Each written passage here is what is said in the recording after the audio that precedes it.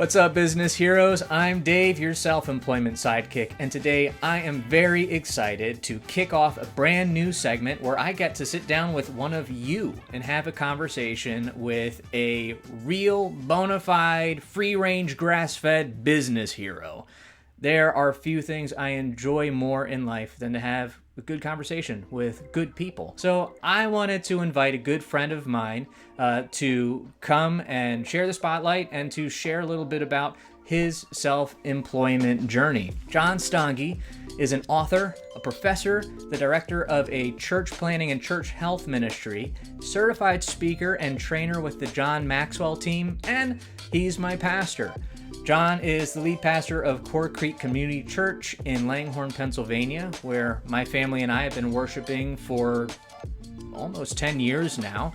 And just knowing him and his involvement with all of the things I just listed, in addition to being a husband and a father to 4 very impressive young adults, and did I mention he hosts 3 successful podcasts. Collectively between them, he has over 5 million downloads. And he just published a brand new book with Penguin Random House titled Dwell on These Things, a 31-day challenge to talk to yourself the way God talks to you. I just couldn't think of a better person to be our inaugural interviewee. John, thank you so much for taking the time and joining us. Thanks, Dave, for the invitation. It's great to be here. Absolutely. I just wanted to have you on, and I was hoping you could share a little bit about yourself or your self-employment journey. When I first met you, 10 years ago now, I knew you were dabbling with some passive income streams. We had some good conversations about that. I think you might have had 1 or 2 small self-published titles on Amazon at the time, but since then, you've really taken off. Can you tell us what happened? What did you do between then and now to help you land a pretty sweet book deal and maintain 3 successful podcasts? Yeah, it's been interesting to watch how everything has developed and kind of one thing built on another. But one of the things that I was pretty excited about was when Amazon started to make it extremely easy for people like me to publish books. I started publishing a variety of shorter Kindle books that started to gain some traction. And then that kind of egged me on to begin writing longer books and more content. And I kept doing that over and over and over again. And in the midst of doing that, I started listening to a variety of podcasts. I don't know when you would say you personally got into podcasts, but I know for me, I really got into them right around 2015. And in the early part of 2015, I started listening to a lot of them. And then at the end of 2015, I thought, you know what, I think I need to start creating podcast content. This is the type of thing I enjoy doing. I have a background in radio, used to work at a radio station, did things like that, and I missed it. So I started creating podcasts. Those over time gained some traction. And with the 2 of those things in place, with the books in place and the podcast in place, it dawned on me that I really kind of needed an umbrella location for people to find the content that I was producing, so it wasn't all disjointed. And so at that point, I started my website, my blog, and began using that as kind of like a hub for all the different things that I was involved in. And over time, those things have grown. And like you mentioned, at the end of 2019, I was offered a very generous book deal with Penguin Random House to write my most recent book. And it's been an exciting journey along the way. Very much entrepreneurial, but it also gives me the opportunity to share about the things that I care most about and to just communicate and teach and do things like that. That's great. So it sounds like it was kind of a natural progression from one thing to the other. Was there a moment along the way when you realized, whoa, this is a thing? Like, I can actually make money with this. It's a little bit more than a hobby. And you decided to double down and lean into this? The first part of it that really turned into something that was income generating were those Kindle books. As I think back on it, and when I had months that uh, were like $50, I thought, oh wow, that's actual money, and then $50 became $200, and then $200 became $2,000, and I thought, wow, if Amazon's sending me checks for a couple $1,000s a month, I guess maybe I found a thing I should keep doing. And so that, I would say, was certainly a moment when I became convinced that online entrepreneurial activities, provided that they actually provide real value, uh, really are an effective way to boost your income. Like you mentioned, my wife and I, we have 4 children. So at the time when I really got into this was right around 2014 was when I really doubled down. And so when I think about how old they were 7 years ago, they were obviously a lot younger than they are now, and there's just a lot of needs and expenses that go along with having kids, and just the nature of my ministry outside of that. I thought, this will be nice to have an income supplement here to help us with the various things that we were working on and the various needs that we had. And so, yeah, that was kind of the moment that really the light went on in my mind. And I thought, yeah, there's really an opportunity here to do something that's income generating, but also very much fits with what I believe my overall calling happens to be.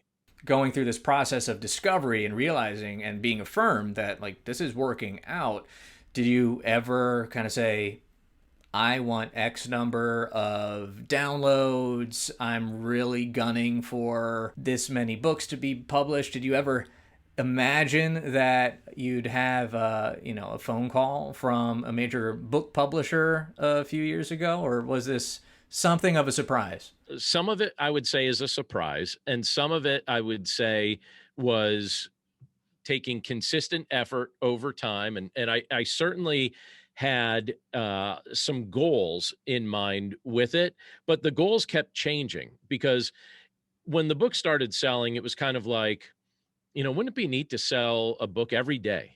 Just to sell a book every day. And then it was kind of like, well, I wonder what it'd be like to sell 10 books every day.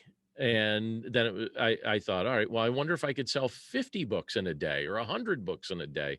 And so those would those were ongoing goals. And then even with the podcasting, where it started to become something where I would look at the downloads and I'd see, oh, there's 30 downloads, and then 30 downloads was 1,000, and then 1,000 became 5,000, and then it just continued to go on from there. And so the goals always keep changing, and I don't draw some sort of hard line in the sand, because I also know that with many of those things, I really don't have any control over the outcomes of them. I have control over whether or not I take consistent action and stick with it even before I start to see success with it. So I know for me, if I'm convinced that what I'm doing is what I'm supposed to be doing, I'll do it even if I don't have outside validation. So even if no one's buying a book, even if no one's listening to a podcast, if I feel like it's the right thing I'm supposed to be doing, I'll keep doing it. And what I found is that if you keep doing the right thing you're supposed to be doing and you do it long enough, you give it time to work, and you're giving it time to succeed. And so none of what we're talking about are things that happened overnight. There's some really cool things that have happened with the books and the podcasts and even the blog over the course of the past year or two in particular.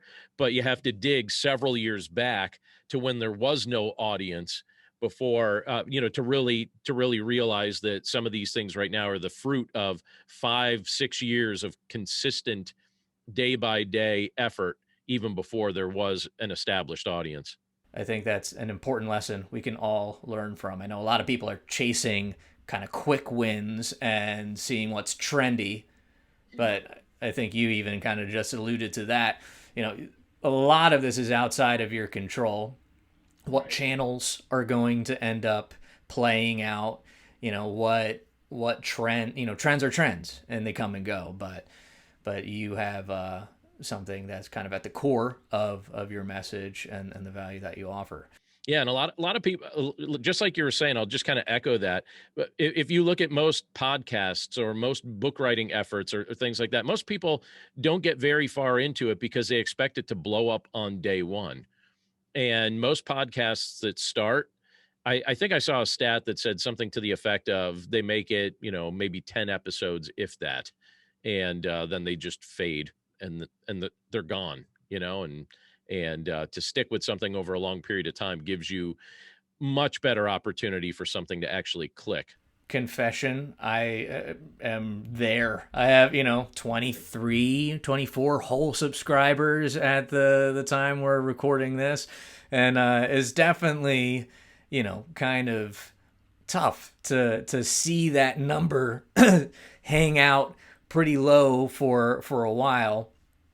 And there's definitely a temptation to kind of like, okay, how can I maybe fudge the numbers, and maybe if I watch my own videos a bunch of times, that will do something. But just trying my best to keep moving forward and do things like this, inviting people to have some valuable conversations, and hope that this is something that is genuinely valuable to people that they can find and benefit from. Well, I'm one of your subscribers, just so you know, for the record. And you count. Thank you. As you've been growing your side projects into something a little bit more central to what you do,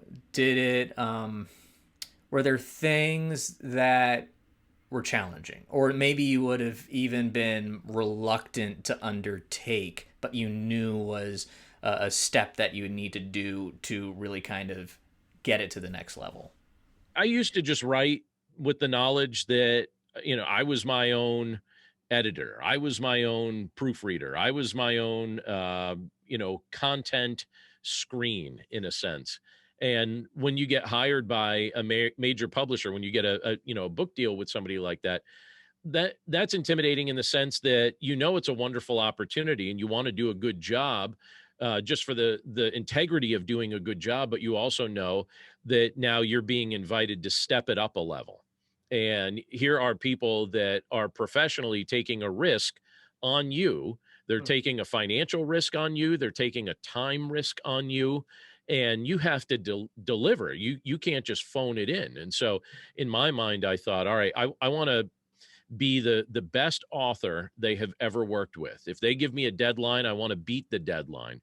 In fact, they gave me a deadline for the manuscript, and I beat it by 3 months. I turned it in 3 months early.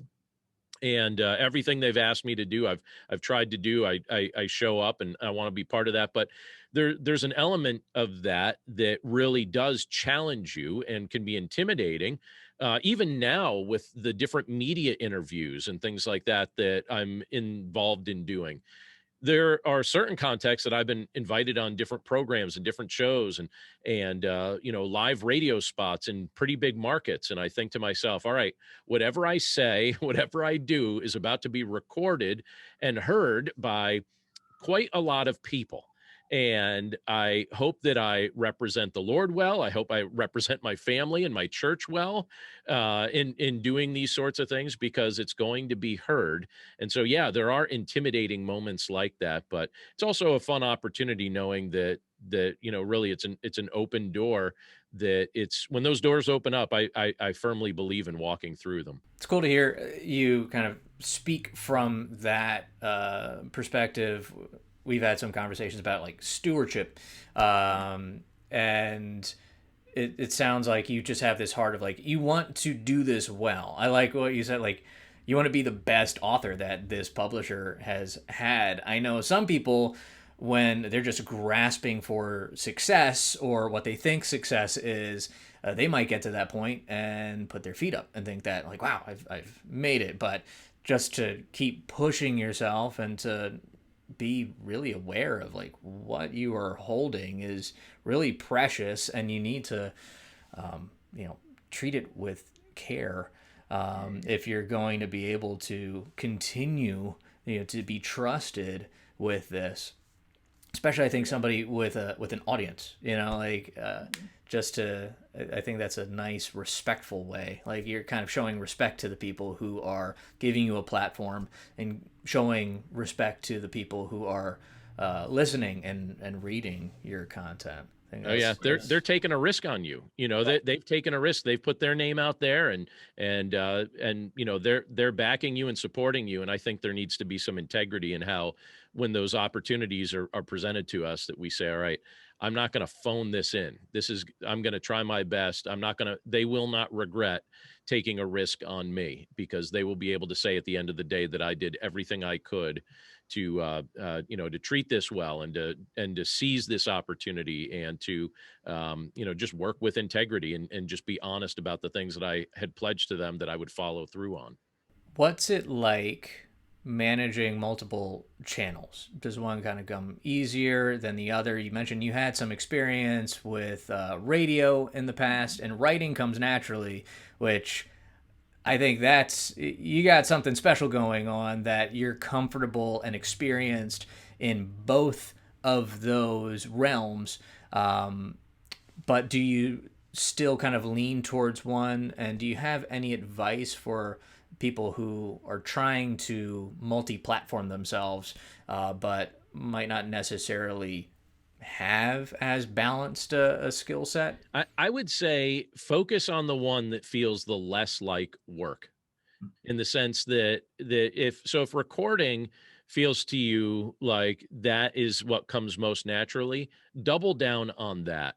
And to the point where it's just so good that it's got some inertia to it, that it's got some momentum, that you've perfected it before trying to add another thing. Because right now, even as you're talking about the fact that I'm managing kind of multiple channels with the books, and with the podcasts, and with the blog, they didn't happen all the same year. So the books, I really doubled down on that in 2014.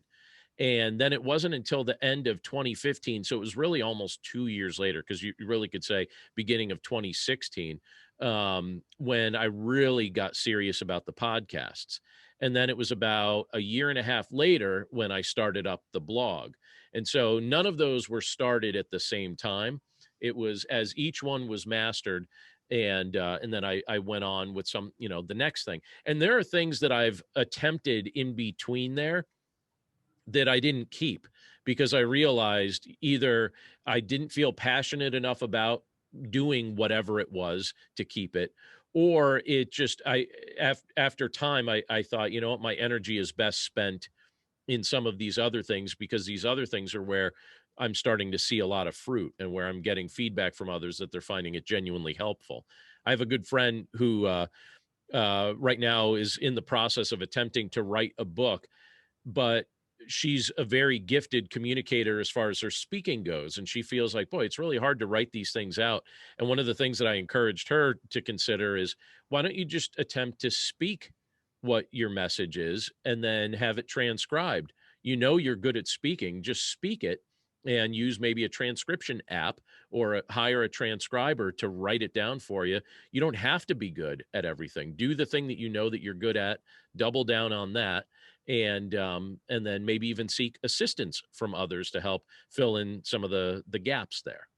I'm reading through Jonathan Milligan's book, and I believe you interviewed him recently, and I like what he says about leveraging one piece of content for the other. So just like you said, if you're comfortable with writing, go and write, and now you have a bunch of content that you can repurpose for your podcasts, or a YouTube channel, or a course, or what have you.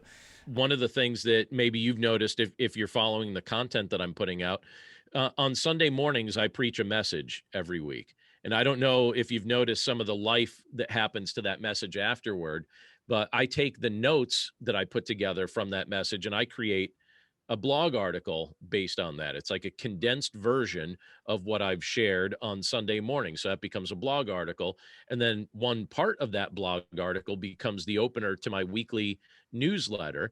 And then the recording of that becomes two podcasts. It becomes our church podcast, and it also becomes one element of one of my other podcasts. And so work that we do once can have multiple lives if we kind of strategize with that and think through, okay, how can this live more than just on my computer after this moment? It used to drive me nuts years ago when I would spend all week preparing a message for the weekend. And then after I shared it, it wasn't recorded. There was no other life for it afterward. It just was in that moment, and then that was it. There was nothing ever done with it. And I always used to think, what a waste. It just sits in a file at that point and never gets revisited again. And now, living in this age where we have so many options, it's nice to be able to put those things out there in multiple formats and give it a second life, basically. That's great. That's actually a great segment to the next question. I wanted to talk about balance, and I think you kind of tipped your hat at one of your secrets. Sounds like you've kind of systematized and come up with a process to take some work and time investment and stretch that as far as it can go. But I'm sure there's still a lot more. I mean, earlier I listed a whole swath of other things that you're involved with. How do you, strike? Has it been, I should say, has it been difficult to fit in your writing and podcast work into everything else that you have going on? Sometimes it is, but often it's not, for one specific reason. I think there's one key when I've tried to figure out, because I've received that question before, and I tried to figure out, why am I not feeling bogged down with it? When you give that list, when you opened us up here with that list, you were stressing me out with the list of all the things that you were saying there. And I thought, boy, that sounds like a lot. And I'm trying to think, why am I not in my day-to-day life overly stressed with that? I mean, sometimes I am, but most of the time it just has like a normal rhythm. And I think the key, at least for me, is one thing, and that's I don't watch TV hardly at all. Literally almost at all. Like, I mean, on occasion I will. During football season, I love to root for the Philadelphia Eagles, and so I try and catch a lot of football games. Even if the Eagles aren't playing, I do tend to watch a decent amount of football, but I watch almost no TV. So people ask me questions like, hey, did you see this? And the answer is almost always nope. What about this actor? Don't know who it is. Don't know. I would rather in the evening sit down and jot down the outline to a blog article, or sit down and record a 15-minute podcast and sit down afterward and then edit it in my family room with my wife right by my side. She has heard me edit so many things. We talk while I'm editing. We do it. We could watch TV, or I could do that. And I've discovered I kind of rather do this. And so that's how a lot of that content gets created. That and not sleeping. That's the other secret. I don't get a ton of sleep. And so in those hours when the rest of the house goes to bed, I try and produce a little extra content. Not what I was expecting to hear, but that makes total sense. Yeah, if you want to get stuff done, you can't do it all. You have to cut some other stuff out. And TV, yeah, I guess I don't watch a ton of TV. That's just because I have 3 kids under 6 and under, and I mean, if I watch TV, it's Octonauts or Curious George or something. But yeah, sometimes you just gotta cut out some of that other stuff to make space for the things that are actually going to generate value. Do you still make time for downtime? What you just described sounds like painfully trudging along and always working. Do you consider your work energizing, or is it draining? The stuff that I'm doing, so the podcasting and the blogging and all of that stuff, it only kind of feels like work to me. Most of the time, I would say 90% of the time, it doesn't actually feel like work. I don't enjoy video editing, is what I've discovered, but I enjoy audio editing. And I enjoy writing. So as long as those don't feel like work, that's why there tends to be a lot of content, because I find it enjoyable and relaxing, and I would rather do it than do some other things. And I feel like it's my way of helping people. There's like greater purpose to it. It's not like I'm just producing content for the sake of content. It actually comes down to an issue where I think, no, I actually think this is how God wants me to use my life. And so if I'm doing something that I feel like it actually helps people, and then the feedback I get from others is, hey, that was helpful, then it eggs me on to do it another day and another day.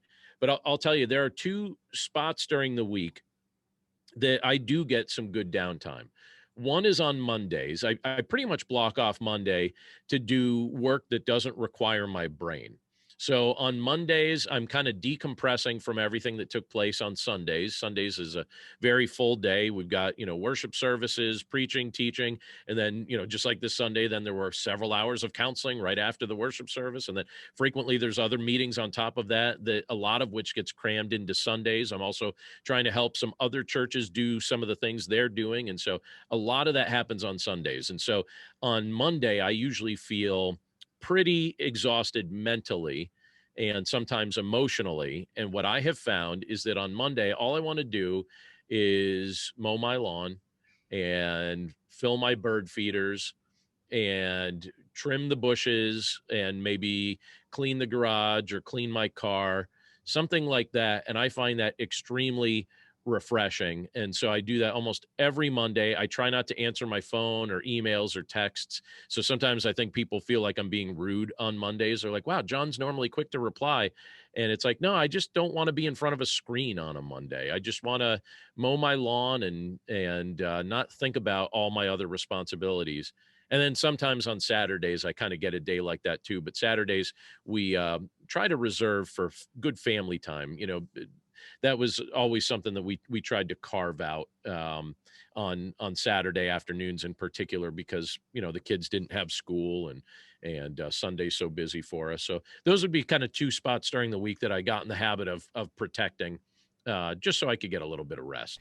So what I've been hearing you say during this conversation is be consistently true to yourself and the message that you share, and you're not going to have to stress out about chasing trends, and just be patient, and success will come to you in its own time. If you're doing work that you enjoy, it doesn't feel draining. It doesn't feel like work. And if it's important to you too, that's also kind of this internal driving force that helps you to keep moving forward.